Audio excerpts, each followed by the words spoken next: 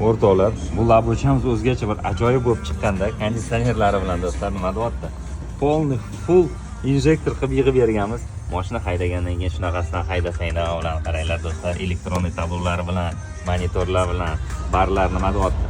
Polni full yig'ib berganmiz. Do'stlar, injektor va 4-pokoleniya metan gazlar bilan ko'rishingiz mumkin. Tag knopkalarni pastki o'rniga qo'yib berdik. O kompyuterlarni yoqqa yashirib qo'ydik do'stlar. Ko'rishingiz mumkin, ideal ish bo'lib chiqqan. Reduktorlarni akkurat mana shu joyga joylab berdik.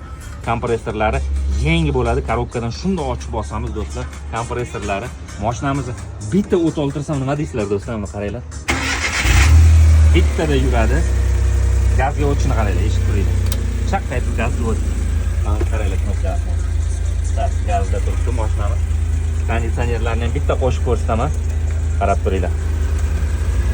Konditsionerlarimiz qo'shildi. Nagruzka umuman sezilmadi mashinaga do'stlar. Mana srazu yoqiladi do'stlar. Pol trassada xudo xolasi 7-7:30 ta, sovuq kunlarda 8 tagacha maksimum yeydi do'stlar. Mana ideal ish mana shunaqa bo'ladi do'stlar.